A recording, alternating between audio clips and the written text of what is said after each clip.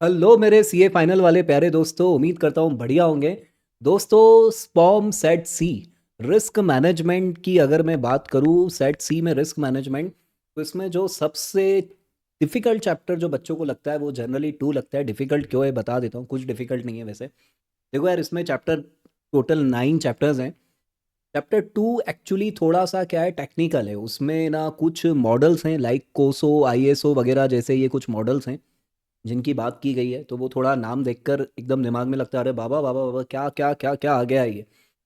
और फिर कुछ इंटरनेशनल ऑर्गेनाइजेशंस की बात हो रही है, जैसे ये तो कोसो था, ये आईएसओ था। ये कुछ बेसिक टॉपिक भी हैं, ऐसा नहीं है पूरा खराब है। G20 और ओईसीडी, इन्होंने कॉर्पोरेट गवर्नेंस को लेकर जो गाइडलाइंस वगैरह दी है उस पर चर्चा की गई है चैप्टर टू के अंदर। अब कॉर्पोरेट गवर्नेंस बोले तो भाई, गवर्नेंस का काम ही है कि काम ढंग से हो जाए। और कॉरपोरेट के अंदर गवर्नेंस मतलब कॉरपोरेट गवर्नेंस, और कॉरपोरेट गवर्नेंस पूरी तरीके से बोर्ड ऑफ डायरेक्टर के हाथ में होता है। मेन चीज़ तो बोर्ड होती है।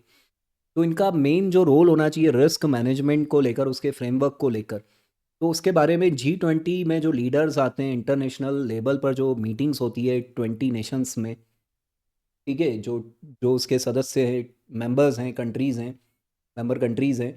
और इसके अलावा ओईसीडी, ये सब अमीर देशों के जो मतलब मेंबर होते हैं, बहुत अमीर अमीर जो कंट्रीज़ हैं जिनकी मतलब पर कैपिटा इनकम बहुत ज़्यादा है, तो ये लोग है ना बड़ा वर्ल्ड लेवल पे सोचते हैं यार कि कॉर्पोरेट गवर्नेंस कैसा होना चाहिए, क्योंकि बहुत सारा इम्पैक्ट हो रहा है उसके ऊपर। तो उनकी गाइडलाइंस वगैरह इसमें दी गई है। और इसके बाद अगर हम हमारे देश की बात करें भाई, तो हमारा देश भी पीछे नहीं है। कंपनीज एक्ट 2013 के जो प्रोविज़न सीधे सीधे रिस्क मैनेजमेंट और अकाउंट्स ऑडिट से रिलेटेड है, उसकी बात है यहाँ पर।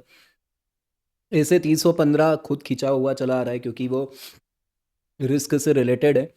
और बाद में लिस्टेड कंपनी के लिए सेबी की, क्योंकि लिस्टेड कंपनी में जनरली हम मानते हैं रिस्क ज़्यादा इन्वॉल्व होती है, तो सेबी की क्या लीगल रिक्वायरमेंट्स हैं वो सब इस चैप्टर में दी गई हैं।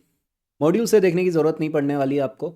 अब सीए नीरज जैन मेरा यूट्यूब चैनल है भाई, वहाँ पर आओ, पूरी रिस्क मैनेजमेंट की मैराथन बना रखी है। छोटे छोटे चैप्टर्स हैं, 1.5 2 घंटे की बात है।